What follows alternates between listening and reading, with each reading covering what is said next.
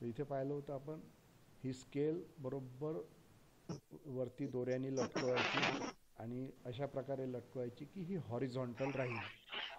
आता पहिल्या टेबल करता तुम्हाला 2 दोरे अजून घ्यायचे, एक दोरा इथे लटकवा, एक दोरा इथे लटकवा, दुहेरी तिहेरी करून, आणि असे वजन लावा. इथे काहीतरी वेट लावा. समजा इथे तुम्ही 1 रुपयाचं एक कॉइन लावला नवीनवाला. या ठिकाणी 1 रुपयाचे 2 कॉइन लावले. उजव्या बाजूला 2 कॉइन 1 रुपयाचे एका वेळी लटकवायचे. ते दोराला कसे बांधायचे आता तेवढं तुम्ही पहा कसं अरेंजमेंट करायची. तर इथे 1 रुपयाचं एक कॉइन, आणि मग हे दोरे कुठला तरी एक, हा दोरा असाच राहू द्यायचा जिथं असेल तिथं, आणि या दोऱ्याला दुसऱ्या दोऱ्याला इकडे तिकडे सरकवायचं आणि अशा पोझिशनला आणायचं की ही स्केल पुन्हा हॉरिझॉन्टल राहील, आडवी, बरोबर बॅलन्स होईल. ही बॅलन्स झाल्यानंतर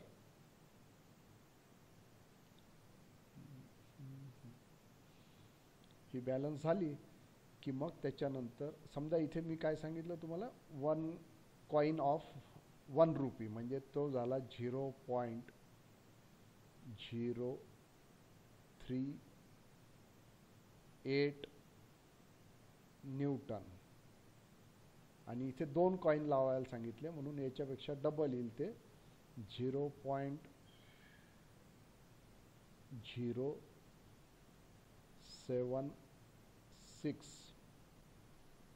न्यूटन, याच्या डबल, कारण की इथे 2 कॉइन लावले आहे, इथे 1 कॉइन लावला आहे. आणि मग तो इकडचा उजवीकडचा दोरा ॲडजस्ट करून बरोबर ही स्केल बॅलन्स करा, आडवी राहिली पाहिजे. ती आडवी झाली की त्यानंतर मग हे डिस्टन्स मोजायचं. दिस इज डी, आणि इकडचं उजवीकडचं सेंटरपासून डिस्टन्स मोजायचं डी डॅश. सेंटरपासून दोन्ही डिस्टन्सेस मोजायचे, डी आणि डी डॅश. आता याच्यात एंट्री करायची. हा झाला डब्ल्यू, हा झाला डब्ल्यू डॅश पहिल्या टेबलनुसार, आणि हा झाला डी, आणि हा झाला डी डॅश. मग या डब्ल्यू इंटू डी याचा गुणाकार करायचा, तो मला वाटते लास्ट बट 1 कॉलममध्ये लिहायचा आहे तुम्हाला, आणि मग W dash into D dash त्या कॉलममध्ये लिहा. तुम्ही जर हे व्यवस्थित केलं असेल, बॅलन्स केलं असेल, तर तुमचे जे शेवटचे जे आहेत, एक कॉलम आहे डब्ल्यू डी आणि टेबलचा पुढचा कॉलम आहे W dash into D dash. या दोन्ही व्हॅल्यू जवळपास सारख्या येतील. खरं म्हणजे एक्झॅक्ट सारख्या यायला पाहिजे थिरॉटिकली, पण ठीक आहे, थोडासा फरक चालेल त्याच्यात. डब्ल्यू गुणिला डी आणि डब्ल्यू डॅश गुणिला डी डॅश ह्या 2 व्हॅल्यूज काढा. त्यानंतर पुढचं रीडिंग, इथेही 1 रुपयाचं एक कॉइन लटकवा, इथे 1 रुपयाचं एक कॉइन लटकवा, आणि पुन्हा पोझिशन ॲडजस्ट करा कुठल्या तरी एका दोऱ्याची. मागे पुढे सरकवा थोडासा दोरा स्केलमध्ये, उजवीकडे डावीकडे, आणि ही स्केल बॅलन्स करा. जर दोन्हीकडे तुम्ही सारखंच वजन लावलं डब्ल्यू, आणि हा डब्ल्यू डॅशसुद्धा it is equal to W, म्हणजे दोन्हीकडे जर सारखं वजन लावलं तर तुम्हाला हे डी आणि डी डॅश सारखे मिळायला पाहिजे. तराजू काटा, वजन काटा. अशा प्रकारे वेगवेगळे रीडिंग घ्यायचे 5. आता इथे 1 लावला आहे, इथे 2 लावले आहे, इथे 2च्या ऐवजी 3 लावा, आणि हा डावीकडचा दोरा ॲडजस्ट करा. नसल होत तर उजवीकडचा पण करा. कुठलेही दोरे इकडे तिकडे मागं पुढे सरकवायचे, स्केलला बॅलन्स करायचं. अशा प्रकारे 5 रीडिंग घ्यायचे. घेता येईल? सर काय सांगितलं परत एकदा सांगा. Yes sir. का बरं, माझा आवाज नाही येत आहे का क्लिअर? सर नेटचा प्रॉब्लेम होता, मी आता. सर माझ्याकडून प्रॉब्लेम नाही आहे ना काही? नो सर, जस्ट मी sir. आता जॉईन झाले त्यामुळे. तर इथे फिगरमध्ये दाखवल्याप्रमाणे पाय वजनं लटकवायची. इथे मी जे पहिलं रीडिंग सांगितलं, 1 रुपयाचं एक कॉइन म्हणजे 0.038 न्यूटन. इथे 1 रुपयाचे 2 कॉइन लटकवायचे, म्हणजे याच्या डबल 0.038च्या डबल 0.076 न्यूटन. आणि हे दोरे ॲडजस्ट करायचे जेणेकरून ही स्केल बरोबर हॉरिझॉन्टल होईल, बॅलन्स.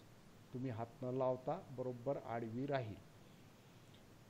ही कंडिशन आली की हे रीडिंग नोट करायचं, सेंटर पासून या दोऱ्याचं अंतर किती आहे हे इथून इथपर्यंत, दॅट इज डी डावीकडचं, आणि उजवीकडचं डी डॅश. आणि मग त्याच्यावरून हे शेवटचे कॉलम कॅल्क्युलेट करायचे, डब्ल्यू डी आणि डब्ल्यू डॅश डी डॅश. हे दोन्ही जवळपास सारखे आले पाहिजे. एक्झॅक्ट सारखे आले तर फार. सर तुम्ही प्रॅक्टिकल मध्ये ते स्केल घेऊन करायला लावलं होतं, दोरी आणि ते कॉइन लावायचे होते, ते का हे? हां, ते आहे लॉ ऑफ मुवमेंट्स. हे वरती लिहिलं आहे, law of movements, verification of law of movements. Okay. Yes sir. आता तुम्हाला दुसरा टेबल करायचा आहे, तर दुसरा टेबल ही सिमिलर प्रोसिजर आहे. 2च्या ऐवजी तुम्ही 4 वजनं लावा. डाव्या बाजूला 2 वजनं लावा, उजव्या बाजूला 2 वजनं लावा. आणि इथे समजा 1 रुपयाचा 1 कॉइन लावला, इथे 1 रुपयाचा 1 कॉइन लावला, इथे 2 कॉइन लावलेलेच आहेत ते राहू द्या, इथे पुन्हा 1 कॉइन लावून टाका, किंवा इथेही 2 लावा. आणि हे दोरे ॲडजस्ट करा जेणेकरून ही स्केल बरोबर हॉरिझॉन्टल बॅलन्स होईल, आडवी राहील. आणि मग त्याच्यानंतर शेवटचे 2 कॅल्क्युलेशन करा, शेवटचे 2 कॉलम. आणि ते 2 कॉलम कॅल्क्युलेशन करेपर्यंत ते रीडिंग तसंच ठेवायचं, म्हणजे तुम्हाला समजेल. हे कॅल्क्युलेट केलं की तुमच्या लक्षात येईल. जर तुमचं बरोबर असेल, परफेक्ट, हे डिस्टन्सेस बरोबर मोजले असेल तुम्ही. आता दुसऱ्या टेबलमध्ये हा मला वाटते W1 आहे, हा W2 आहे, हा W3 आहे, आणि हा W4 आहे. बरोबर आहे का? हो सर. Yes sir. मग याचं डिस्टन्स, या W1चं डिस्टन्स सेंटर पासून मला वाटते D1 आहे. This is D1. सेंटर पासून मोजायचे आहे मात्र सगळे डिस्टन्सेस, लक्षात ठेवा. या दुसऱ्याचं वजन आहे D2, या तिसऱ्याचं वजन आहे D3. बरोबर लिहायचं करस्पॉन्डिंग, इकडचे तिकडं नाही झाले पाहिजे. आणि याचं डिस्टन्स येते मला वाटते D4. हे डिस्टन्सेस घ्यायचे बरोबर, आडवी स्केल झाली, बॅलन्स झाली की. आणि मग शेवटचे 2 कॉलम कॅल्क्युलेट करायचे. हे जवळपास सारखे आले पाहिजे. याचे 2 किंवा 3 रीडिंग घ्या दुसऱ्या टेबलचे, पूर्ण घेतले पाहिजे असं काही नाही. 5 रीडिंग पहिल्या टेबलचे शक्यतोवर 5 घ्या, नसेल तर तिथे 3 घेतले तर चालेल. फक्त कॉइन मात्र 1 रुपयाचा वापरा, कारण की मी त्याचं वजन तुम्हाला इथं सांगितलेलं आहे, 0.038 न्यूटन.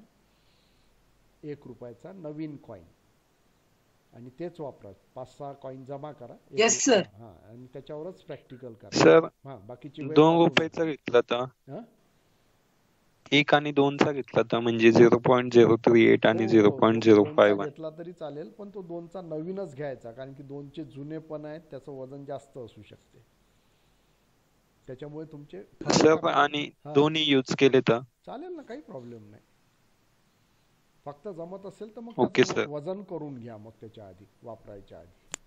नसेल तर हा 1 रुपयाच्या कॉईनवर सुद्धा प्रॅक्टिकल होऊन जाईल तुमचं. 4-5 कॉईन जमा केले तर 5 कॉईन सर, मग 3 रीडिंग लिहिले तर चालतील ना? चालेल चालेल, काही प्रॉब्लेम नाही. 3 घ्या, तुम्हाला समजायला पाहिजे ते. आणि verification of law of moments म्हणजे काय आहे? आपल्या इक्विलिब्रियम करता आपण इक्वेशन वापरतो, summation of moment equal to 0 if the body is in equilibrium. त्याच्यामुळे आपण काय करून राहिलो आहे, थोडक्यात या सेंटर पॉईंटवर मुवमेंट घेऊन राहिलो आहे. या पॉईंटवर मुवमेंट घेतो आपण. इकडची जी मुवमेंट येते ती अशी अँटी क्लॉकवाईज येते.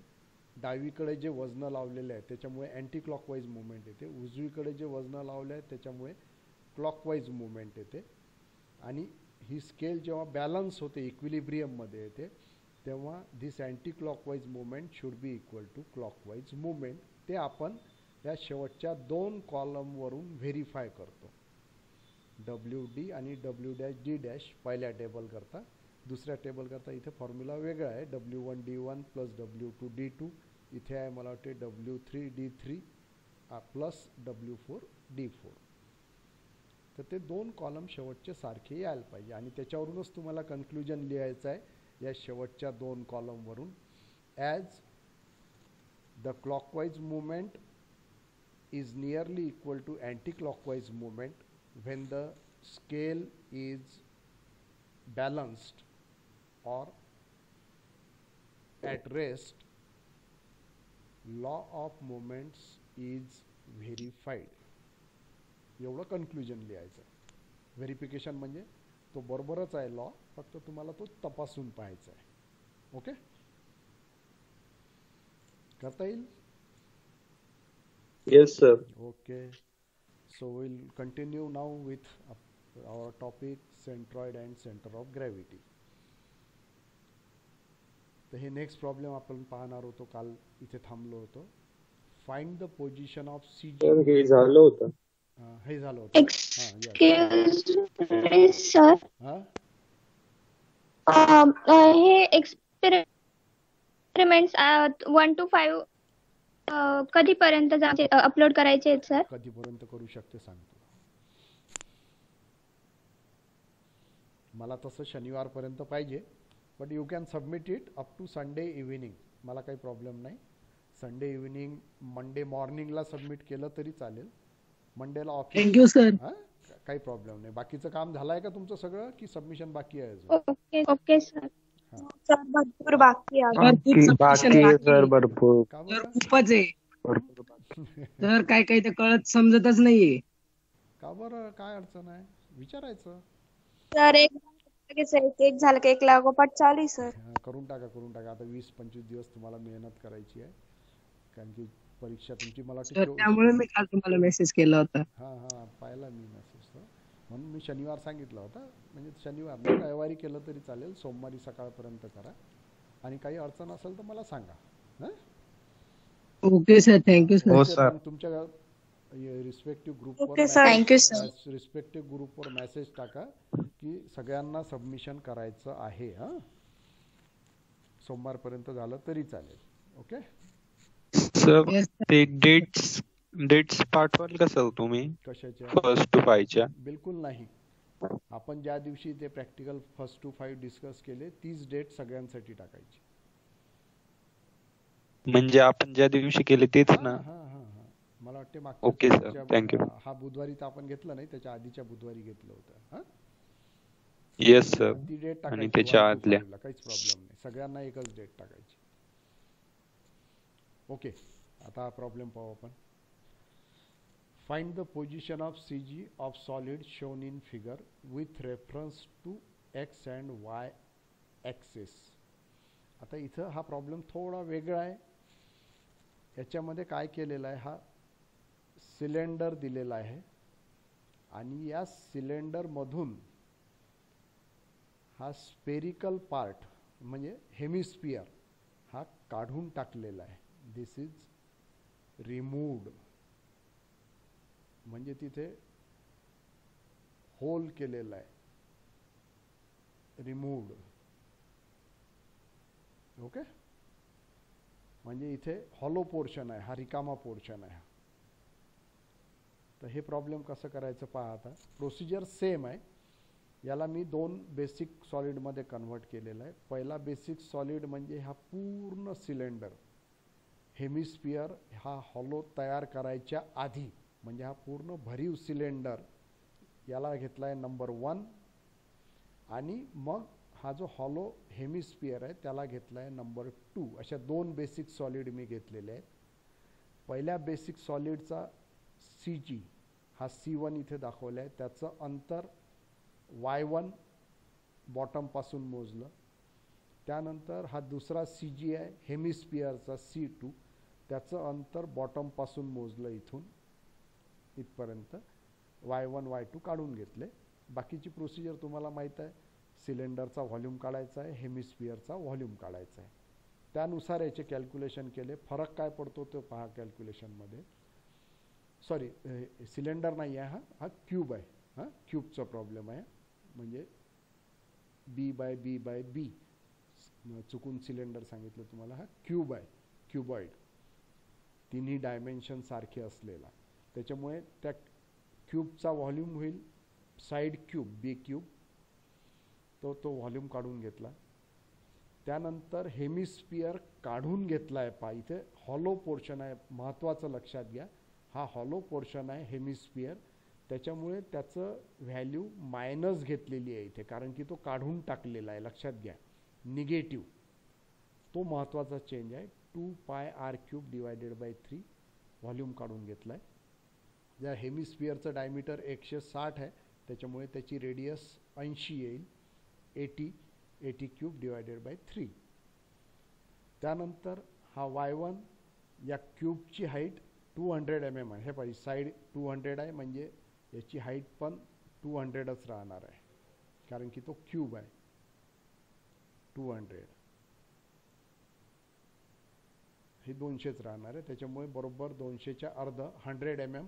हा C1 याचं अंतर y1 100 mm आलेला आहे. हे त्यानंतर हा जो हेमिस्फिअर हॉलो पोर्शन आहे त्याचा CG y2 काढलेला आहे. पहा y2 कसा काढला, हा 200 इथून इथपर्यंत 200 आणि तिथून मग खाली आलो असं, त्याच्यामुळे मायनस केलेलं आहे. 200 मायनस 3r डिवायडेड बाय 8. तर त्याचा y2 काढून घेतला. हा झाला y1 आणि हा झाला y2 आणि हा पुढचा कॉलम. हॅलो हा सर, इथे 3 मल्टिप्लाय बाय r/8 तिथे r ची व्हॅल्यू ही कॉन्स्टंट राहते का? दिलेली असते ना इथे, कॉन्स्टंट नाही राहत. ही या हेमिस्फिअरचा डायमीटर 160 दिलेला आहे ना, मग Yes, sir. हा याची रेडियस किती होईल मग? 80 होईल ना, 80. ओके, म्हणून ही 80 घेतली आहे. कॉन्स्टंट वगैरे नाही, दिलेल्या प्रॉब्लेमच्या डायमेन्शन्स वरून हे सगळे आकडे घ्यायचे आहेत तुम्हाला. हां, -3 × r डिवायडेड बाय 8. तर त्याच्यावरून हा y2 मिळाला तुम्हाला. मग या दोनचा गुणाकार केला, volume into y1, v1 y1 इथे आलाय. त्याच्यानंतर हा v2 मल्टी. हां बोला, माइक म्यूट करा काम नसेल तर. वाह बेटे मौज कर दी. अरे का कोण रे गणपत? गौरव M.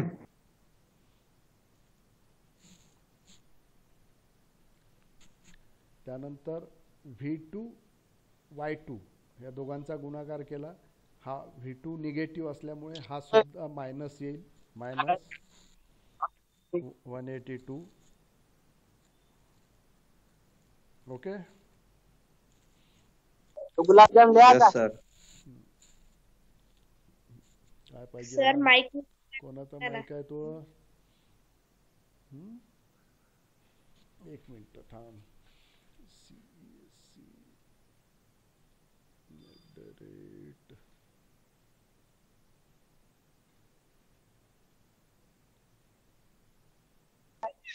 Center of gravity inversely proportional to the center of origin. That is the law of Darwin's. कोण आहे रे हा डार्विन?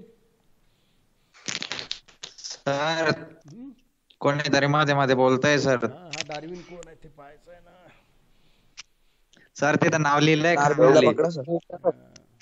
गौरव एम असं लिहिलेलं आहे सर. डार्विनचा सिद्धांत पाहू काय. तर तो हर वेळेस मध्ये मध्ये बोलतो. एक मिनिट. त्यांनी 10th सायन्स आणलं इथे. सर गौरव एम असं नाव आहे सर. मागच्याही वेळी आला होता ना तो गौरव. लेक्चर करतोय सर तो मध्येच. हा चालते चालते, काहीतरी करतो. डार्विन वगैरे माहित आहे त्याला, मोठी गोष्ट आहे, चांगली गोष्ट आहे ती. ओके, तर इथे v2. हा बोल.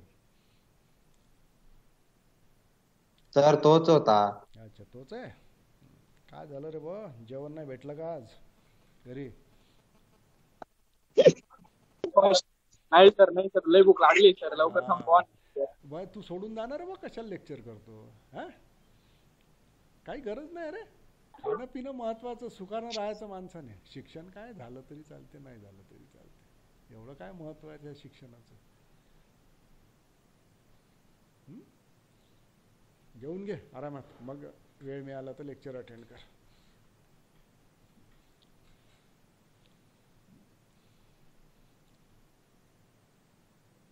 सर 2 नंबरचं कॅल्क्युलेशन एकदा सांगा ना. कशाचं कॅल्क्युलेशन पाहिजे रे बा? सर परत एकदा हे एक्झाम्पल एक्सप्लेन सर करा. ते 2 नंबरचं वरचं समजलं सर, बी क्यूबचं. ते -2 पाय इंटू आर क्यूब ते एकदा सांगा ना. कशाचा फॉर्म्युला आहे तो -2 into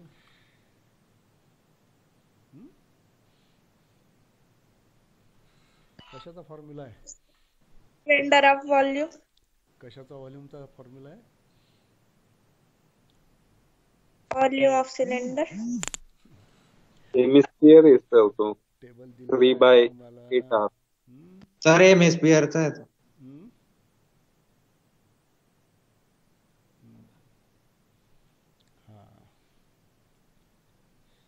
okay. So center of gravity of hemisphere 3/8 half. हा हेमिस्फिअरचा आहे. पहिला जो पाहिला आपण B cube, that is volume of cube. आणि हा दुसरा पाहिला हेमिस्फिअर, हा लाल कलरने दाखवलेला आहे फिगरमध्ये. हेमिस्फिअर त्याचा व्हॉल्यूम मायनस काढून टाका. ठीक आहे.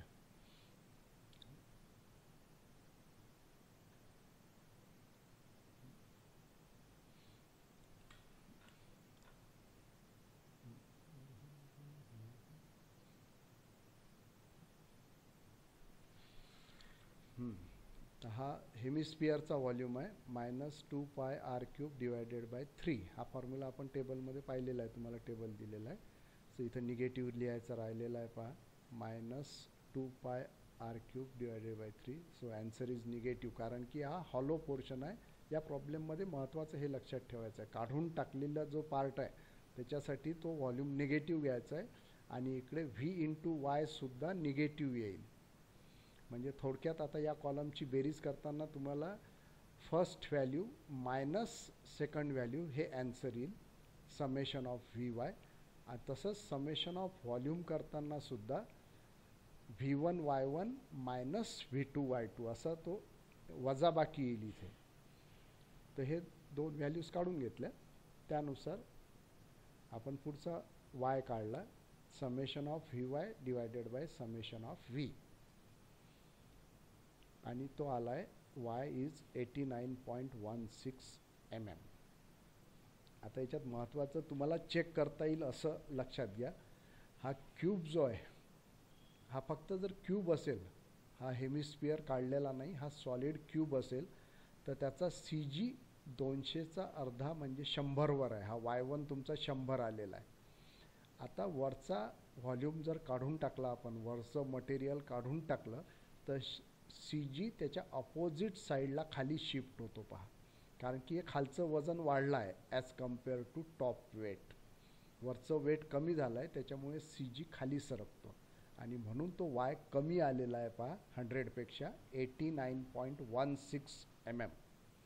मागच्या लेक्चरच्या प्रॉब्लेममध्ये मी तुम्हाला सांगितलं होतं, वरच्या बाजूला वजन वाढवलं आपण हेमिस्फिअरचं, त्याच्यामुळे तो CG वर सरकतो. आता हे वरच्या बाजूचं इथला पोर्शन आपण रिकामा केला, हॉलो पोर्शन केला याला, त्याच्यामुळे इकडचं वजन कमी झालं वरच्या बाजूचं, तर CG खालच्या बाजूला शिफ्ट होतो उलट्या साईडला आणि त्याच्यामुळे हा 100पेक्षा कमी आला. हे तुम्ही चेक करू शकता व्यवस्थित लक्षात ठेवलं तर. म्हणजे तुमच्या लक्षात येईल कॅल्क्युलेशनमध्ये जर काही मिस्टेक झाली, चुकून तुम्ही हे मायनस घ्यायचं राहून गेलं, तर तो CG हा 89पेक्षा तो 100पेक्षा जास्त येईल तुमचा, लक्षात घ्या. तर तो चेक पॉईंट आहे, CG अपोजिट साईडला शिफ्ट होतो. CG lies on vertical axis of symmetry at 100 89.16 mm. म्हणजे इथून हे झालं सिमेट्रीमुळे 100, दिस इज 100 इथपर्यंत, आणि इथून इथपर्यंत हे व्हर्टिकल डिस्टन्स y 89.16 mm. असे त्याचे कोऑर्डिनेट मिळतात सेंटर ऑफ ग्रॅव्हिटीचे. तर हे प्रॉब्लेम याच्यासाठी वेगळा आहे की हा हॉलो पोर्शन आहे. नेक्स्ट हेही तसंच प्रॉब्लेम आहे पहा. ए solid cone has base diameter 50 centimeter and height 120 centimeter. Solid कोन दिलेला आहे, कोन तुम्हाला माहित आहे, फिगरही दिसते. हॅज बेस डायमीटर 50 सेंटीमीटर, ह्या खालचं इथलं डायमीटर 50 सेंटीमीटर आहे, आणि हाईट 120 सेंटीमीटर. कोनची height 120 centimetre. A circular hole of diameter 20 centimetre. शब्द पहा इथे काय म्हटलं आहे, सर्क्युलर होल म्हणजे ड्रिल केलाय तिथे. And height 40 centimetre is drilled coaxially from the base of cone. Calculate CG of remaining solid. म्हणजे या ठिकाणी इथे हा जो पोर्शन आहे हा काढून टाकलेला आहे, हॉलो पोर्शन या ठिकाणी आणि त्याच्यामुळे काय होईल, या कोनचा CG जिथे असेल त्याच्यापेक्षा तो वरच्या बाजूला शिफ्ट होईल, कारण की खालचं वजन कमी केलेलं आहे आपण. त्याचं कॅल्क्युलेशन सिमिलर आहे. पहा, हा पूर्ण सॉलिड कोन म्हणजे ड्रिल करायच्या आधी सॉलिड कोनला घेतला आहे बेसिक फिगर नंबर 1 आणि हा जो सिलेंडरिकल होल केलेला आहे इथे त्याला घेतला आहे बेसिक सॉलिड नंबर 2. कोनचा CG Y1 आणि सिलेंड्रिकल होलचा CG Y2 असे दोन कॅल्क्युलेशन केलेले आहेत. टेबलमध्ये पहा, कोनचा व्हॉल्यूम, सिलेंडरचा volume divided by 3, 1/3 of cylinder volume, πr² divided by 3. खालची रेडियस हे डायमीटर 50 आहे त्याच्यामुळे रेडियस 25 येईल, pi into 25² into height 120 divided by 3. हा V1 काढून घेतला. त्याच्यानंतर V2 हा सिलेंड्रिकल होल आहे, इथलं खालचं डायमीटर त्यांनी 20 सेंटीमीटर दिलेलं आहे म्हणजे रेडियस 10 सेंटीमीटर होईल, minus pi into 10² into height of hole. या होलची हाईट त्यांनी 40 सेंटीमीटर दिली आहे पाय इथे, this is 40 centimetre. So minus pi into 10² into 40, so it is minus 12.566 into 10⁻3. पुन्हा आठवण करून देतो मायनस, कारण की हा पोर्शन काढून टाकलेला आहे. त्याच्यानंतर त्याचे डिस्टन्स काढले y. कोनचा CG त्याच्या हाईटच्या 1/4 असतो, 120 डिवायडेड बाय 4. हे तुम्हाला पाठ करून ठेवायचं आहे. 30 सेंटीमीटर फ्रॉम बेस, हा Y1 काढला मी. त्यानंतर Y2 सिलेंडरचा CG हा सिलेंडरच्या बरोबर मध्यभागी असतो म्हणजे सिलेंडरच्या हाईटच्या अर्धा. सिलेंडरची हाईट 40 सेंटीमीटर आहे, 40 डिवायडेड बाय 2 20 सेंटीमीटर. त्यानंतर याचा गुणाकार केला V1 इंटू Y1 आणि हा V2 into Y2, negative sine कारण की काढून टाकलेला आहे. त्याच्यानंतर याची बेरीज केली म्हणजे वजाबाकी केली, इथे सुद्धा ही वजाबाकी येईल, algebraic sum, summation of Vy divided by summation of V. पुढचं कॅल्क्युलेशन, हा summation of Vy divided by summation of V. So you get 31.91 centimetre. पहा CG किती आहे कोनचा, 30, आणि आपण खालच्या बाजूचं वजन कमी केलं आहे म्हणून CG वर सरकला 31.91 सेंटीमीटर. कोनचं खालचं मटेरियल काढलं तर CG वरच्या बाजूला सरकला. So CG lies on vertical axis of symmetry at 31.91 centimetre from bottom. अशा प्रकारचे हे प्रॉब्लेम आहेत सेंटर ऑफ ग्रॅव्हिटीचे. अजूनही बऱ्याच प्रकारचे प्रॉब्लेम आहेत, परंतु बेसिक प्रिन्सिपल तुम्हाला समजलं असेल अशी मला आशा आहे. कसं करायचे CGचे problem. Okay. Yes sir. Yes sir. त्यानंतर याच्यातलं एक कॉमन प्रॉब्लेम येते, बहुतेक मी ते घेतलेलं नाही आहे, तुम्हाला ते सांगतो, करून पहा ते प्रॉब्लेम.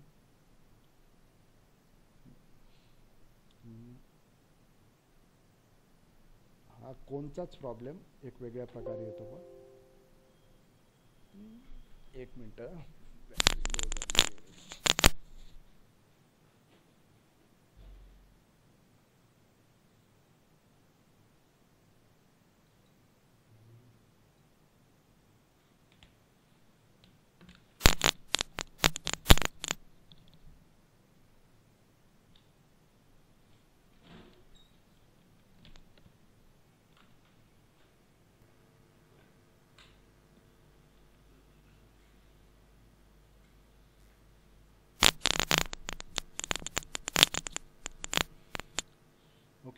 त्याचं कोनचं जे कॉमन प्रॉब्लेम अजून एक असते, फ्रस्टम ऑफ कोन म्हणतात त्याला, तो प्रॉब्लेम येतो बरेच वेळा.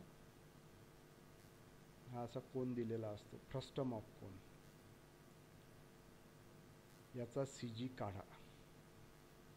फ्रस्टम ऑफ कोन म्हणतात त्याला, माहीत असेल तुम्हाला, फ्रस्टम. तर हा प्रॉब्लेम सुद्धा याच प्रकारे सॉल्व होतो.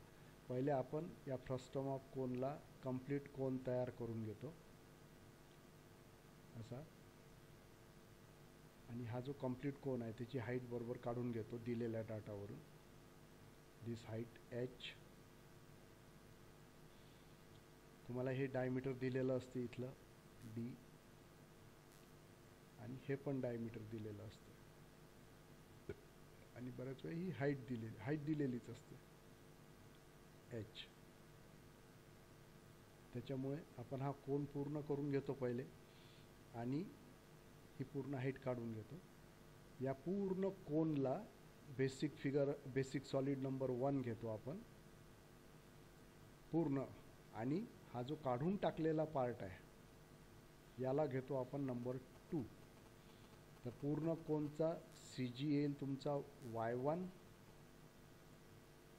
आणि काढून टाकलेल्या कोनचा CG येईल तुमचा y2. म्हणजे कोनचा वरचा पोर्शन जर कट केला असा, हा इथून इथपर्यंतचा हा पोर्शन कट केला, तर तुम्हाला हा खालचा फ्रस्टम ऑफ कोन मिळतो. तर ते प्रॉब्लेम येते. प्रोसिजर सेम आहे. पूर्ण कोन तयार करायचा, त्याला बेसिक सॉलिड नंबर 1 घ्यायचं, आणि वरचा जो कोन काढून टाकलेला आहे त्याला बेसिक सॉलिड 2 घ्यायचं. तो V1 मायनस V2 आणि V1y1 मायनस V2y2 असे ते कॅल्क्युलेशन येते. तर अशा प्रकारचा प्रॉब्लेम येते बरेचदा, ते तुम्ही करून पहा. अशा प्रकारचे हे CGचे प्रॉब्लेम आहेत कॉमन, आणि आपल्याला सिमेट्रिकल सॉलिडच येतात, त्यामुळे तेच प्रॉब्लेम मी घेतलेले आहेत. नाव द नेक्स्ट इज सेंट्रॉइड. CGचे प्रॉब्लेम झालेले आहेत. आता हा centroid of a body, actually body नाही, it is lamina or figure. बॉडीचा CG असतो लॅमिना, पुढे लिहिलेला आहे मी. Centroid of lamina is a point within or outside the figure or section or lamina, असे 3 नावं त्याला असू शकतात. At which total area of figure or section or lamina is assumed to be acting for any position of figure, section or lamina. म्हणजे actually centroid is similar to centre of gravity. याला 2 नावं असे वेगवेगळे याच्यासाठी आहे की centre of gravity is related to mass and centroid is related to area. हा फरक आहे या दोघांमधला. आता सेंट्रॉइडमध्ये तुमचा व्हॉल्यूम येणार नाही, instead of volume you have to calculate area. एरियाचं कॅल्क्युलेशन करावं लागते.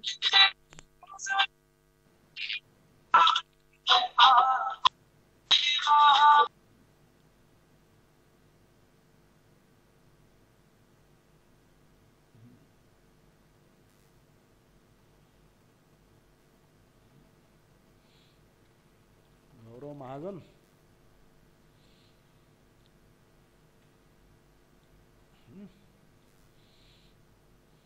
coordinates of centroid are obtained using moment of area. Similar आहे बिलकुल कॅल्क्युलेशन, तेच फॉर्म्युला आहेत पहा. आता फिगर असल्यामुळे इथे फक्त 2च कोऑर्डिनेट येतात, x आणि y, 2 डायमेन्शनल. एक्स कोऑर्डिनेट काढायचा असेल तर summation of ax divided by summation of a. आता इथे एरिया आलेला आहे, व्हॉल्यूम नाही आहे. And y is summation of ay divided by summation of a, where a is the total area of figure, a1 plus a2 plus a3 are the areas of basic figures of which positions of centroid are known. Basic solid सारखे basic figure सुद्धा आहे.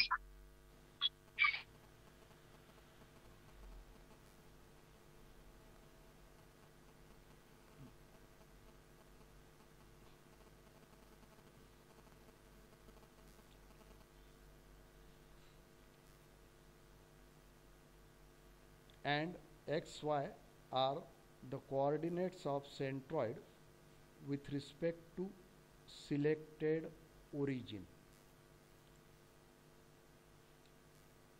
आता याच्याकरता जसा मी centre of gravity करता तुम्हाला basic सॉलिडचा table दिलेला होता, तसा सेंट्रॉइडचा सुद्धा टेबल आहे. आता तो टेबल न दाखवता मी वेगवेगळे दाखवलेला आहे figures. Centroids of basic figures हे तुम्हाला सगळं लक्षात ठेवायचं आहे. आता पहिलं तर सेगमेंट आला आहे. ॲक्च्युली सेगमेंटला एरिया नसतो, त्याला फक्त लांबी असते, लेंथ. आणि त्याचा सेंट्रॉइड जर सेगमेंट असेल तर त्याचा सेंट्रॉइड हा बरोबर मधोमध असतो, mid point of segment. It is at distance L/2 if L is the length of segment. Centroid is midpoint of segment. Then we start with the figures. Rectangle, basic figure rectangle. Rectangle चा area तुम्हाला सगळ्यांना माहित आहे, B into D.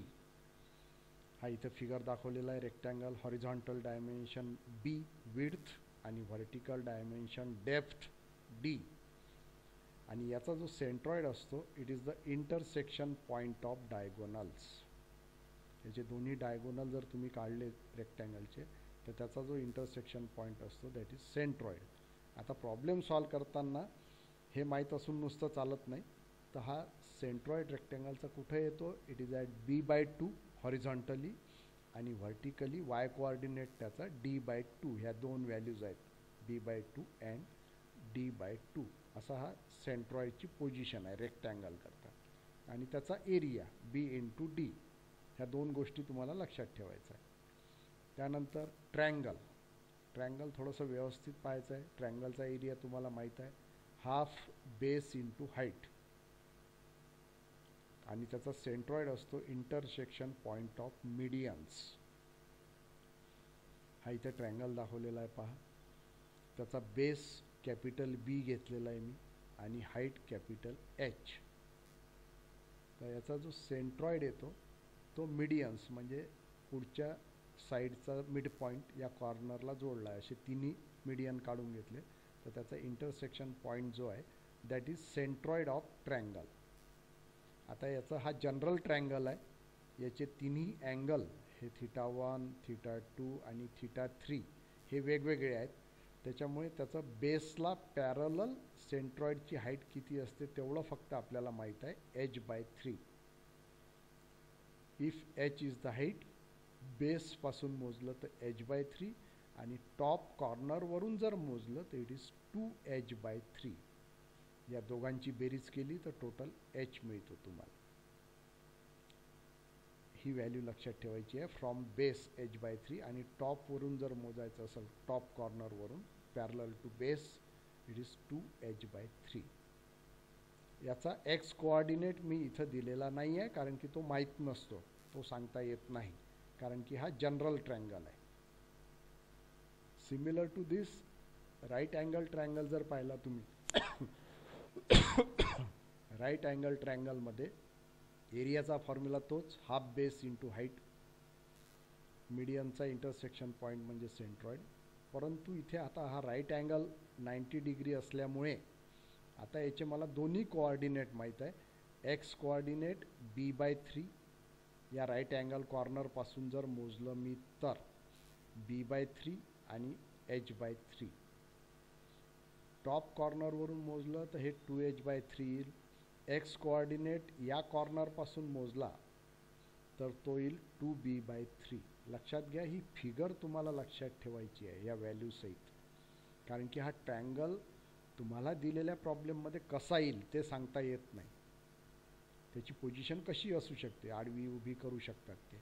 त्याच्यामुळे या फिगरसहित तुम्हाला माहीत करायचं आहे. या 90 डिग्री कॉर्नरपासून B/3 आणि H/3 एवढं तरी कमीत कमी लक्षात ठेवायला पाहिजे. राईट अँगल कॉर्नरपासून B/3 आणि H/3 इथे तुमचा सेंट्रॉइड येतो ट्रँगलचा. Then circle. सर्कलचा एरिया माहीत आहे तुम्हाला, πr², किंवा दुसरा formula πd² divided by 4. Centroid, त्या सर्कलचा सेंटरच त्याचा सेंट्रॉइड असतो, सेंटर ऑफ सर्कल. त्याच्यामुळे त्याचा एक्स कोऑर्डिनेट R येईल आणि वाय कोऑर्डिनेट सुद्धा Rच येईल, R or D/2. R. Centre of circle. Then semi circle. Semi सर्कलमध्ये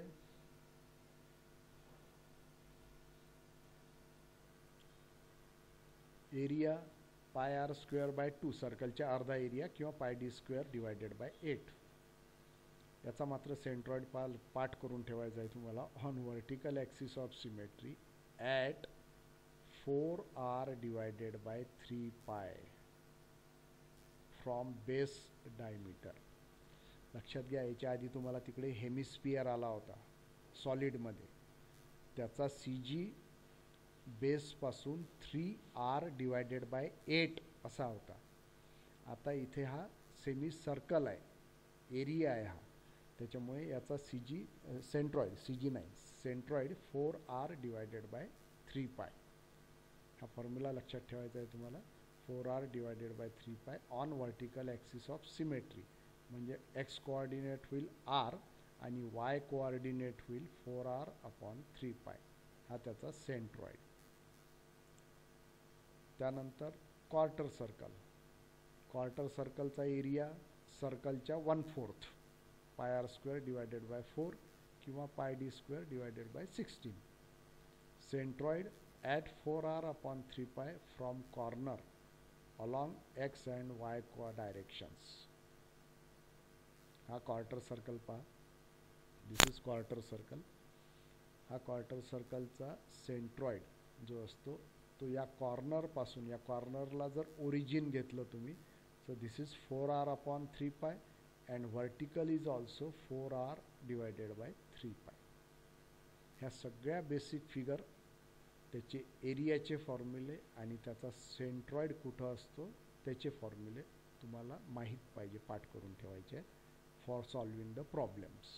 बाकी पुढची प्रोसिजर सेंटर ऑफ ग्रॅव्हिटीमध्ये जे केलं आहे तेच इथे पण करायचं आहे, same. Given figure is the combination of various basic figures. Hence using the details of basic figures, centroid C of given figure can be obtained. Steps. Similar step आहे, convert the given figure into basic figures. Basic figures म्हणजे ज्या फिगरचे centroid आपल्याला माहीत असतात. Draw axis of symmetry if any. Centroid lies on axis of symmetry. Draw x and y axis such that complete figure lies in first quadrant. Find volume of each basic figure. Sorry, volume नाही, आता इथे correction करायचं राहिलं माझं. इथे volume येणार नाही, इथे येईल व्हॉल्यूमच्या ऐवजी एरिया. हा A1 A2 किंवा स्मॉल एरिया, स्मॉल लेटर वापरायचा, A1 A2 A3. व्हॉल्यूम नाही येणार. Find x and y coordinates of centroid of each basic figure as per the problem. x1, x2, x3, y1, y2, y3. And find coordinates of figure of given figure using x is equal to summation of ax divided by summation of a. Y is equal to summation of ay divided by summation of a. Show the centroid on the sketch. आता इथं सेंट्रॉइडचा problem कसं solve करायचं हे मी step by step या फिगरमध्ये दाखवलं आहे. एक complicated figure घेतली आहे मुद्दामून. Steps to follow for locating centroid of composite section. ही कॉम्प्लिकेटेड फिगर मी घेतली आहे पहा. ही एक काहीतरी फिगर आहे, याचा सेंट्रॉइड तुम्हाला काढायचा आहे. आता या फिगरमध्ये हा जो पोर्शन आहे इथे दाखवलेला आहे, दिस इज हॉलो पोर्शन, म्हणजे हा काढून टाकलेला आहे. इतका एरिया, सर्क्युलर एरिया काढून टाकलेला आहे. तर बाकीच्या राहिलेल्या फिगरचा सेंट्रॉइड तुम्हाला लोकेट करायचा आहे. आता याची स्टेप बाय स्टेप प्रोसिजर पहा. ही सॅम्पल फिगर झाली, याचा सेंट्रॉइड आपल्याला काढायचा आहे. आता हा हॉलो पोर्शन आहे इथे दाखवल्याप्रमाणे. पहिली स्टेप पहा, एक्स ॲक्सिस काढली आणि ही वाय ॲक्सिस काढली, जेणेकरून पूर्ण फिगर ही फर्स्ट क्वाड्रंटमध्ये येईल. ओरिजिन, हा ओरिजिन झाला इथे. फिगर पूर्ण फर्स्ट क्वाड्रंटमध्ये आहे. त्यानंतर दिलेली फिगर ही तुम्हाला बेसिक फिगरमध्ये कन्व्हर्ट करायची आहे. त्याच्याकरता पहा काय केलेलं आहे. इथे मी ॲडिशनल सेगमेंट काढला आणि हा व्हर्टिकल सेगमेंट काढला. आता तुमच्या एकदम पटकन लक्षात आलेलं आहे. हा एक रेक्टँगल तयार झाला, हा सेमी सर्कल तयार झाला, हा मोठा ट्रँगल तयार झाला इथे, आणि मग त्या ट्रँगलमधून हा सर्कल काढून टाकला. म्हणजे 4 बेसिक फिगर झाल्या. 1 rectangle, 2 semi circle, 3rd triangle आणि 4था हा सर्कल काढून टाकला मायनस. पहिले बेसिक फिगरमध्ये कन्वर्ट करून घेतलं, त्याला नंबर देऊन दिले. 1 2 3 म्हणजे पूर्ण ट्रँगल आणि 4था म्हणजे हा त्याच्यातून काढून टाकलेला सर्कल. आता याचा एक्स कोऑर्डिनेट आपल्याला काढायचा आहे सेंट्रॉइडचा. तर त्याच्याकरता पहिले तुम्हाला बेसिक फिगरचे सेंट्रॉइड मार्क करायचे आहे. पहा, या रेक्टँगलचा सेंट्रॉइड इथे कुठंतरी येईल. सेमी सर्कलचा सेंट्रॉइड हा C2, या ट्रँगलचा सेंट्रॉइड C3 इथे दाखवला आहे. पहा, हा ट्रँगलचा सेंट्रॉइड, आणि हा सर्कलचा सेंट्रॉइड म्हणजे त्याचा सर्कलचा सेंटर या ठिकाणी. हे सेंट्रॉइड दाखवले.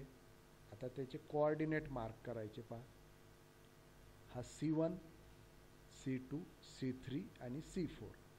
x1 हा झाला तुमचा x1. ही स्टेप सगळ्यात महत्त्वाची आता जी दाखवून राहिलो आहे ती. y ॲक्सिस पासून सगळे मोजायचे आहे. पहा, हा x1, हा x2,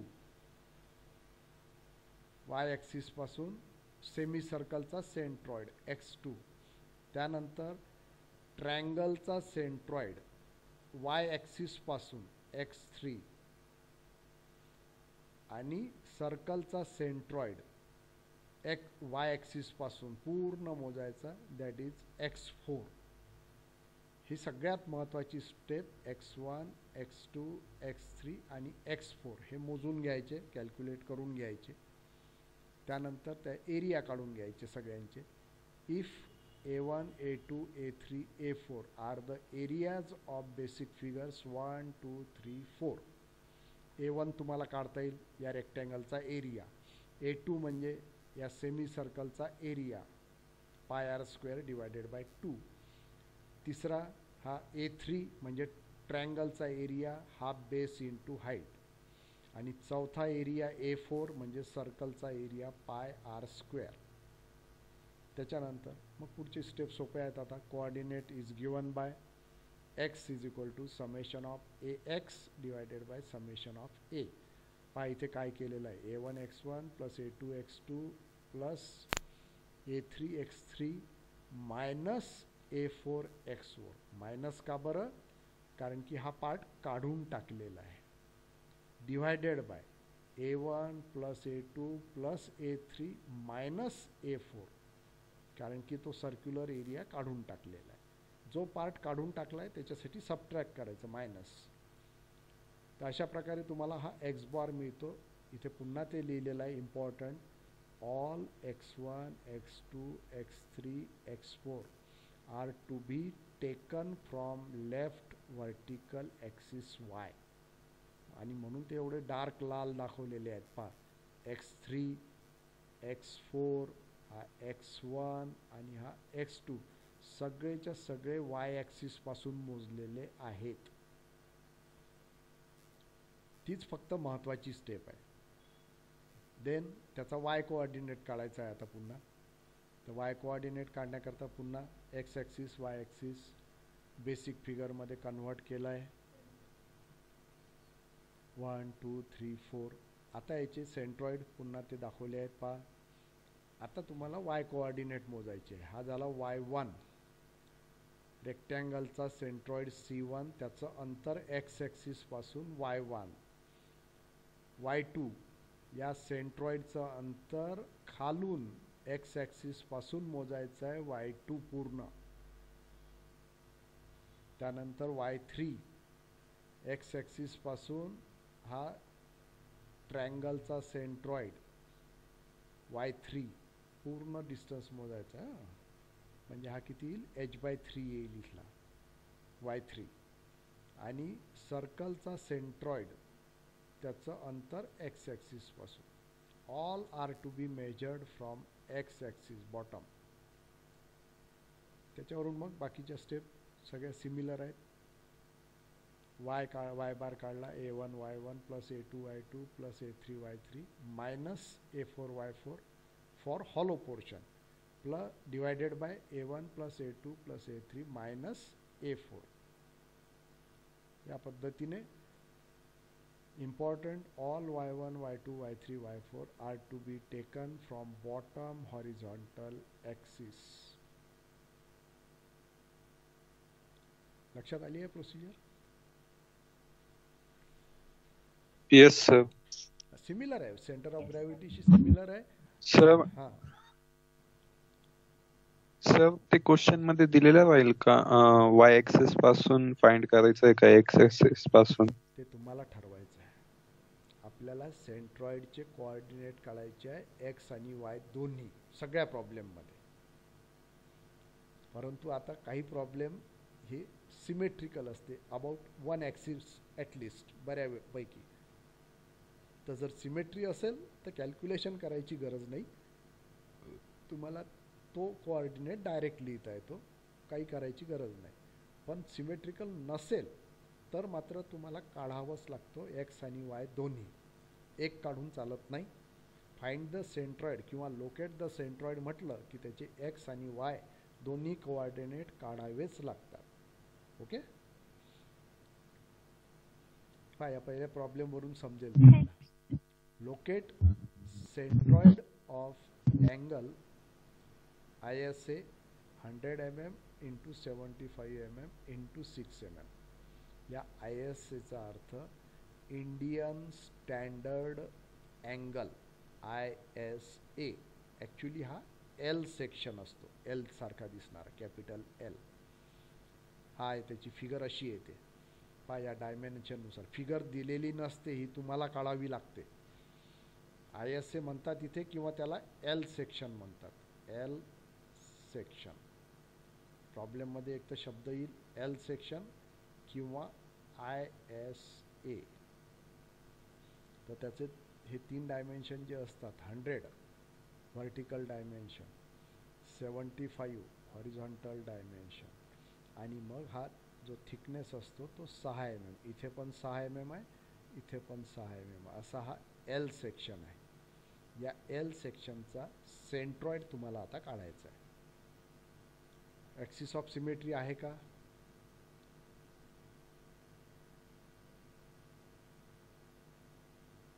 नो सर.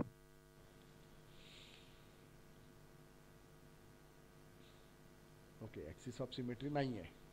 ठीक आहे, त्यामुळे आता पहिले ओके कॅल्क्युलेशन पहिले आले. पहिले फिगर पहा. या फिगरला मी दोन रेक्टँगलमध्ये कन्वर्ट केलं. पहा हा पहिला रेक्टँगल इथे दिसतंय का? ही महत्त्वाची रेषा पहा, ही आडवी रेषा पाडलेली आहे इथे. हा पहिला रेक्टँगल घेतला पूर्ण 75 मल्टिप्लाइड बाय 6. हा पहिला रेक्टँगल. आणि हा दुसरा रेक्टँगल कितीचा होईल? 94 बाय 6. 100 नाही होणार, लक्षात घ्या. या प्रॉब्लेममध्ये हे कॉमन प्रॉब्लेम आहे आणि इथे मिस्टेक हीच होते, चूक, की तुम्ही दोन रेक्टँगल कसे घेता 75 गुणिला 6 आणि इकडचा 100 गुणिला 6 असे दोन रेक्टँगल घेता.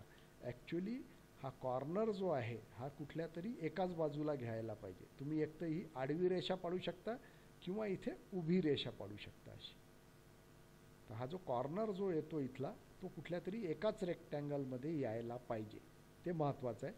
तर हा मी रेक्टँगल पूर्ण करून घेतला 75 बाय 6चा.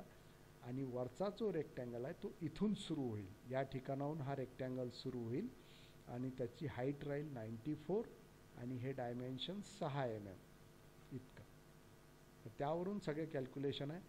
हा पहिल्या रेक्टँगलचा C1 आणि हा दुसऱ्या रेक्टँगलचा C2 हे कोऑर्डिनेट मार्क केले, याला नंबर 1 याला नंबर 2 आणि त्याप्रमाणे हे कॅल्क्युलेशन आहे. पहा A1 75 इंटू 6 म्हणजे या रेक्टँगलचा एरिया, हा बॉटम रेक्टँगल 75 गुणिला 6 रेक्टँगलचा एरिया. A2 94 इंटू 6 हे महत्त्वाचं. 94 गुणिला 6. इथे 100 घ्यायचं नाही, कारण की हे खालचे 6 mm पहिल्या रेक्टँगलमध्ये चालले गेले आहेत, त्याच्यामुळे ते दुसऱ्या रेक्टँगलमध्ये यायला नको. त्यानंतर x1. x1 म्हणजे काय? x1 x2 म्हणजे आडवे अंतर. तर हा तुमचा सेंट्रॉइड आहे पहिल्या रेक्टँगलचा. याचं अंतर y ॲक्सिस पासून हे झालं x1. किती येईल कोणी सांगेल? हां, इथे लिहिलेलंच आहे 75 डिवायडेड बाय 2. हा 75 डिवायडेड बाय 2 बरोबर मधोमध येतील तो 37.5 mm. x2 या दुसऱ्या रेक्टँगलचा सेंट्रॉइड हा इथं मार्क केलेला आहे पहा. त्याचं अंतर y ॲक्सिस पासून म्हणजे हे फक्त एवढं अंतर. आता हे अंतर किती येईल? तर हा थिकनेस 6 mm आहे, त्याच्या अर्थ म्हणजे हा 3 mm येईल. याच सेंट्रॉइडच्या आता दोघांचे y व्हर्टिकल डिस्टन्स y1 म्हणजे हे अंतर पहा, C1चं अंतर x ॲक्सिस पासून हा झाला y1. आता हा 6 mm च्या अर्धा येईल 3 mm. This is y1. y2 महत्त्वाचा आहे, हे पहा हा 6 आणि हा 94/2. आता हा रेक्टँगलची उंची आहे 94 mm, त्याच्यामुळे त्याचा सेंट्रॉइड जो येणार आहे त्याच्या बरोबर मधोमध येणार आहे म्हणजे 94 डिवायडेड बाय 2. तो कुठून येईल? इथून. परंतु आपल्याला मोजायचा कुठून आहे? बॉटमपासून. इथून मोजायचं आहे आपल्याला हे अंतर. तर हा झाला तुमचा इथून इथपर्यंत झाला 94 divided by 2 plus 6 mm. So this is 6 plus 94 divided by 2 53 mm. याच्यातली ही व्हॅल्यू महत्त्वाची आहे. कोणाला काही शंका असेल तर बोला. y2 हो सर. बॉटम पासून मोजायचं आहे हां, एक्स ॲक्सिस पासून. Then you can keep the values. x bar is equal to a1 x1 8 plus a2 x2 divided by a1 plus a2. ते सगळ्या व्हॅल्यूज आहेत, त्या व्हॅल्यूज या फॉर्म्युल्यात टाकायच्यात आणि उत्तर काढायचं. You will get 18.31 mm. आणि y बार काढायचा a1 y1 plus a2 y2 divided by a1 plus a2 30.81 mm. हे झाले या पूर्ण एल सेक्शनच्या सेंट्रॉइडचे एक्स आणि वाय कोऑर्डिनेट. आणि तो सेंट्रॉइड पहा इथे दाखवलेला आहे पहा. This is the centroid of complete L section. हा पहिल्या रेक्टँगलचा सेंट्रॉइड इथे आहे, दुसऱ्या रेक्टँगलचा सेंट्रॉइड इथे आहे आणि या पूर्ण एल सेक्शनचा सेंट्रॉइड इथे आलेला आहे. हे डिस्टन्स आलं तुमचं एक्स बार आणि हे उभं डिस्टन्स आलं इथून. This is y bar, this is y bar खालपर्यंत. असे हे दोन डिस्टन्सेस आले तुमचे, एक्स बार आणि वाय बार. आणि ते फिगरमध्ये तो सेंट्रॉइड दाखवायचा इथे आणि मार्क करायचा. हा झाला एक्स बार, सॉरी हा x1 दाखवलेला आहे पहा इथे. हा x1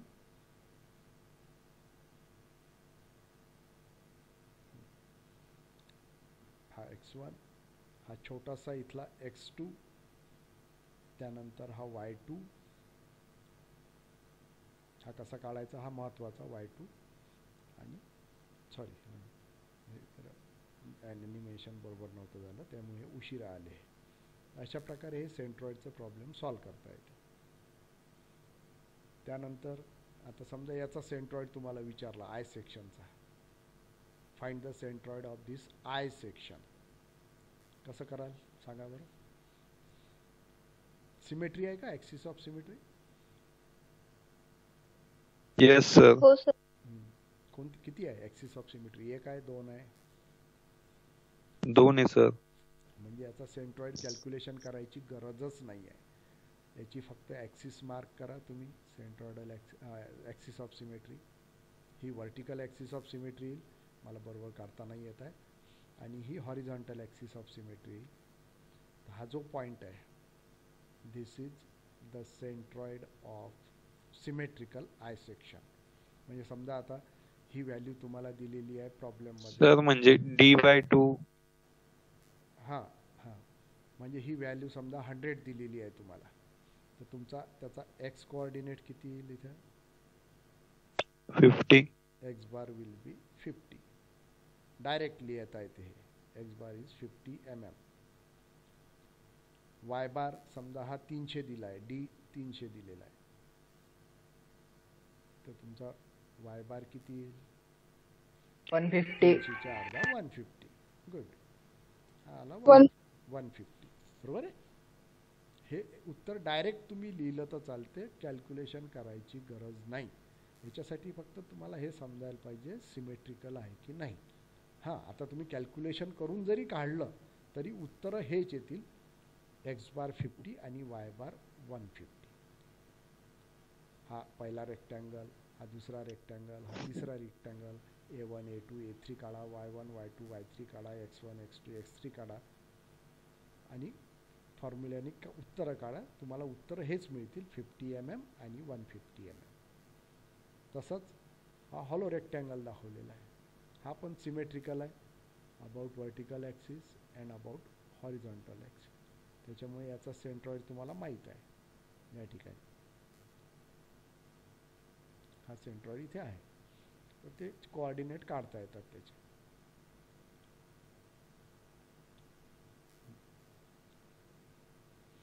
याचे पण कोऑर्डिनेट तुम्हाला एक्स बार लिहिता येईल आणि वाय बार लिहिता येईल इथे विदाउट कॅल्क्युलेशन. सिमेट्री असेल तर कॅल्क्युलेशन करायची गरज नाही. ओके. आता हा सी सेक्शन दाखवला आहे, locate centroid of channel section. Symmetry आहे? Yes sir. एकच आहे. एकच आहे. आडवी की उभी? उभी आहे सर. सिमेट्रिकल अबाउट सॉरी सर, आडवी आडवी. हां, आडवी आहे. Yes, this is axis of symmetry. म्हणजे याचा तुम्हाला वाय बार काढायची गरज नाही. वाय बार तुम्ही डायरेक्ट लिहू शकता, कारण की हॉरिझॉन्टल ॲक्सिस ऑफ सिमेट्री आहे. तर हा 200 mm हाईट आहे याची, तर याचा वाय बार येईल 100 mm. डायरेक्ट लिहायचा. आता याचा फक्त तुम्हाला काढावा काय लागतो? एक्स बार. हा एक्स बार काढावा लागतो तुम्हाला. तर त्याच्यासाठी 3 रेक्टँगलमध्ये याला डिवाईड केला आहे. पहा, इथे सुद्धा महत्त्वाचं, ही रेषा पाडलेली आहे आणि इथे पण ही कंप्लीट केलेला आहे. त्याच्यामुळे हा बॉटम रेक्टँगल पूर्ण झाला 120/8 mmचा. हा टॉप रेक्टँगल पूर्ण झाला 120/8 mmचा. परंतु हा जो व्हर्टिकल रेक्टँगल दिसतोय इथे, उभा रेक्टँगल, तो मात्र 200चा होणार नाही, तो होईल 184. त्याप्रमाणे कॅल्क्युलेशन केलेले आहेत. पहा, A1 120 × 8. A1 आणि A2 सारखेच येतील, वरचा आणि खालचा रेक्टँगल. आणि A3 येईल 184 × 8. हे तिघांचे एरिया काढून घेतले. X1 = X2, दोन्ही सारखेच येतील कारण की सारखेच रेक्टँगल आहेत. 120/2, हा 120 आहे, त्याच्यामुळे त्याचा एक्स कोऑर्डिनेट हा एक्स इथून येईल 120च्या अर्धा, तो दिस इज 60 mm. आणि X3 येईल, हा इथला छोटंसं अंतर वाय ॲक्सिसपासून, this distance, this is X3, तो 8च्या अर्धा येईल 4 mm. आणि त्याच्यावरून कॅल्क्युलेशन केले. एक्स बार A1 X1 + A2 X2 + A3 X3 / A1 + A2 + A3. सगळे व्हॅल्यूज लिहिले आहेत तिथे. A1 960 आहे, हा X1, A2 960, हा X2 + A3 × X3 / A1 + A2 + A3.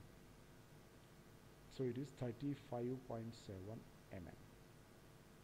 Due to symmetry, y bar is equal to 100 mm. Answer: coordinates of centroid with respect to bottom left corner as origin. म्हणजे याला जर तुम्ही ओरिजिन घेतला तर with respect to this origin, X coordinate of centroid 35.7 आणि y coordinate is 100. हा इथे दाखवलेला आहे. पहा, हा सेंट्रॉइड, याचा हा झाला एक्स बार आणि हा वाय बार ऑलरेडी दाखवलेला आहे. ओके. तसाच हा टी सेक्शन आहे. सिमेट्री आहे, it is symmetrical about vertical axis. Yes sir. हां, या प्रॉब्लेममध्ये तुम्हाला एक्स बार काढायची जरूरत नाही आहे. एक्स बार डायरेक्ट लिहिता येतो. एक्स इज इक्वल टू 60, कारण की मी इथे ओरिजिन घेतला आहे या प्लेनच्या ॲक्सिसवर. हां, बरं, एक सांगायचं राहिलं तुम्हाला. हा आय सेक्शन किंवा चॅनल सेक्शन किंवा टी सेक्शन आता पुढे पाहणार आहोत. याचे जे हॉरिझॉन्टल रेक्टँगल असतात टॉप अँड बॉटम, याला म्हणतात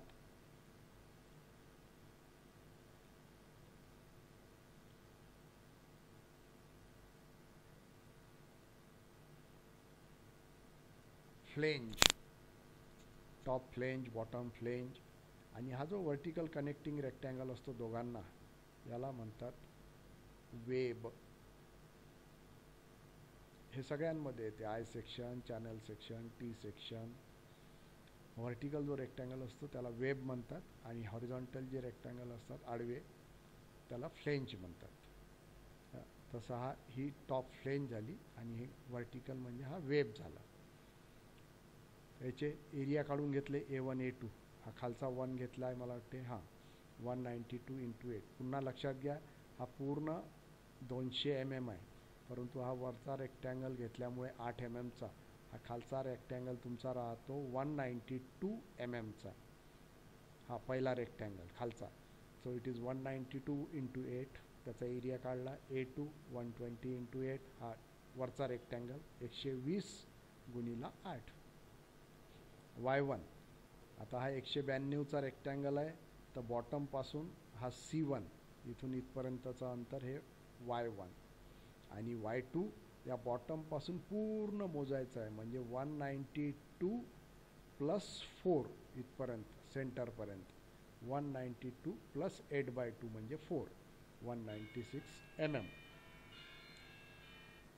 ओके, 196 mm. तुम्ही हे असंही काढू शकता. It is equal to 200. हा 200 पूर्ण इथून वरपर्यंत गेलो 200, आणि तिथून मायनस केलं -4. उत्तर तेवढंच येईल. खालून वरती जा किंवा वरतून खाली या, सेम. तर त्याच्यावरून मग वाय बार काढून घ्यायचा. A1 Y1 + A2 Y2 / A1 + A2. पहा, वाय बार काढला त्याचा 134.46 mm. Due to symmetry, x bar is 60 mm and the coordinates are 60, 134.46. म्हणजे हा झाला 60 आणि हा झाला इथून इथपर्यंत. दिस इज वाय बार 134.46. आता याच्यातही तुम्ही विचार करा. हा रेक्टँगल, खालचा जर रेक्टँगलचा विचार केला तर त्याचा सेंट्रॉइड हा आहे 192/2, म्हणजे हा 100पेक्षा कमी येईल. बरोबर आहे. 190 म्हणजे 95 आणि 96, 96 mm येईल. हा 96, आणि वरती रेक्टँगल, वरती एरिया वाढवला म्हणून हा सेंट्रॉइड वर शिफ्ट झाला 134.46 mm. अशीच प्लेट मी खाली लावून टाकली तर पुन्हा सेंट्रॉइड आपल्या जागेवर येऊन जाईल इथे, म्हणजे आय सेक्शन जर केला तर. अशा प्रकारे सेंट्रॉइडचे प्रॉब्लेम तुम्हाला सोडवायचे आहेत. ओके, तर आता इथे आपण थांबू या ठिकाणी.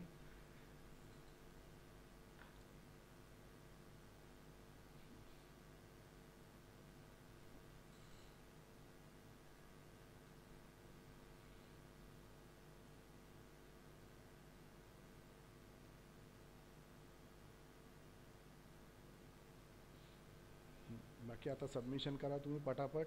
बाकीचं मी राहिलेलं आता तुम्हाला सोमवारी लेक्चर घेईल तुमचं. हां, सोमवारी संपू. सेंट्रॉइड टॉपिक तसा संपलेला आहे.